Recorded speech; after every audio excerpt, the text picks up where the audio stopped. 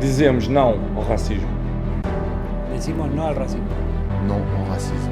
No al racismo. No to racism. No to racism. Non al racismo.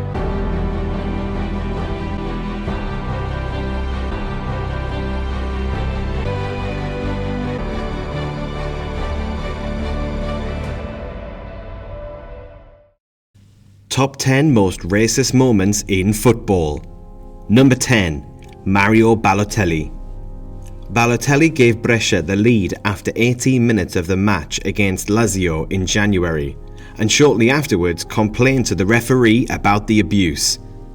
"It's already the second time," Balotelli told referee Gianluca Manganiello after half an hour, with the latter replying, "Now I'll take care of it."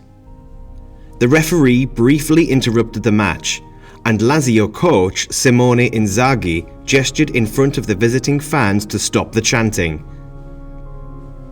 Lazio fans that were today at the stadium, shame on you.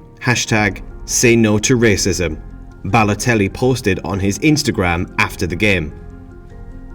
Italian international Balotelli previously faced racist chanting during his team's 2-1 defeat against Verona in November.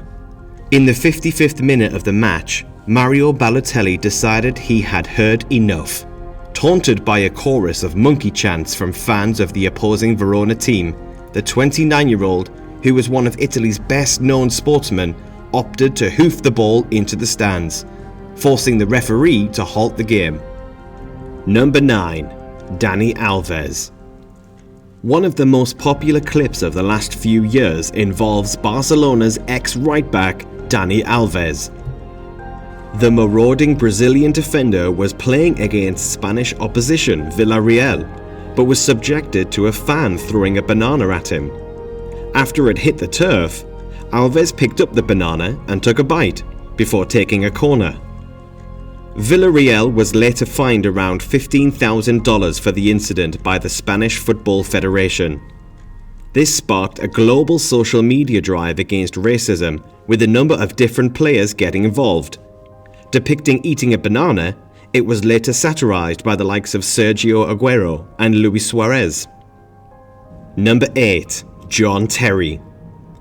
During a Chelsea vs Queen's Park Rangers game, video footage began swarming around the internet. The clip showed Terry saying an alleged racist slur to Anton Ferdinand, the brother of former Manchester United defender Rio, who is black.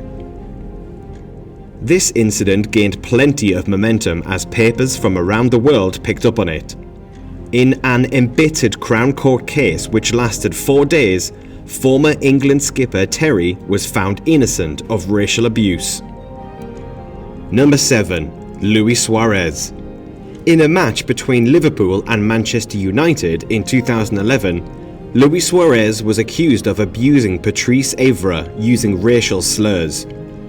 Suarez had maintained that though he had used the word Negro, it held a different meaning in Spanish and was used in that very context. As a result of Evra's claims, the Uruguayan was deemed to be guilty.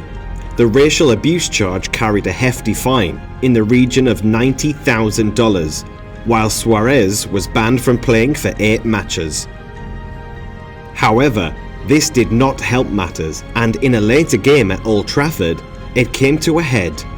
It was the first time that Suarez and Evra had crossed paths since this infamous incident. As Suarez went down the line of players, he refused to shake the Frenchman's hand. This was to go down in history books as yet another controversial moment of the bitter rivalry between both Manchester United and Liverpool. Number 6. Spanish national team. The end of 2004 was not a wonderful moment for the Spanish national side. They had been involved in not one, but 2 racial situations involving not only the team, but also the manager at the time. In the first instance, England was supposed to play a harmless friendly that was to take place in Madrid. But later, what resulted was the vile abuse of several English black players, including Ashley Cole, as well as Sean Wright-Phillips. monkey chants were hurled at both individuals. Later that year, Spain coach Luis Aragonés landed himself in hot water. This was largely in part thanks to geeing up his player José Antonio Reyes as they were about to face France. Unfortunately, Aragonés referred to Gallic star Thierry Henry as a black. Number 5. Real Zaragoza. While playing for the Catalan giants of FC Barcelona, Samuel Eto'o had to undergo racial abuse. This took place in February 2005 when Barcelona faced Real Zaragoza away from the Camp Nou. What unfolded was pretty awful, as the Cameroon international had to hear a host of monkey noises every time he touched the ball. Meanwhile, another Zaragoza fan even threw peanuts. All of this was simply because he was black. But 12 months later, he nearly walked off in protest. The exact same chanting occurred, but Eto'o was not prepared to take any more abuse.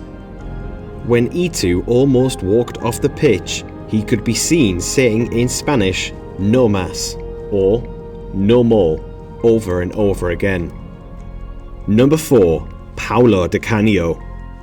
A maverick figure at times, Paulo Di Canio has in time pushed over a referee, not to mention started fights with his own players. This particular incident happened during his time in Serie A, which later earned him a ban for 1 game. The fascist salute made by Di Canio took place on separate occasions against Livorno and Juventus. The most controversial episode was when he made the same salute at the end of a game when his former club Lazio beat their arch-enemies Roma by 3-1. Number 3. Malky Mackay. Mackay was a common fixture in news headlines when his anti-Semitic, fatphobic and sexist sentiments came to light. The former Premiership manager was under investigation on account of a series of texts between himself and Ian Moody. He was known to use phrases such as "fat Jew" and "chinks," and in another text with a colleague he said, "Go on, Fat Phil, nothing like a Jew that sees money slipping through his fingers." Number 2. Ron Atkinson. Commentators should always know when the microphone is on them. Apparently, some are exempt from this rule, as in the case of Ron Atkinson. In April 2004, the ex-Aston Villa and Manchester United manager was commentating on a match between Chelsea and Monaco. Unfortunately, to his surprise, Atkinson's comments on French defender Marcel Desailly were picked up. This was detrimental to Atkinson as he believed that his microphone was switched off, and commented on the Frenchman's defending as what is known in some schools as a lazy, thick. He was later sacked from his role with the British broadcasting station ITV. Finally, number 1. Kevin Prince Boateng. In early January 2013, things became ugly when AC Milan played a pre-season friendly with a lower league club, Pro Patria. AC Milan's player, Boateng, had faced open displays of racism before and always ignored it. 25 minutes into the match, Boateng couldn't take the monkey noises and name-calling any longer and snapped. He took the ball, booted it in the direction of the abusers and stormed off the field. The moment became a show of solidarity as all the players walked off the field in support of Boateng.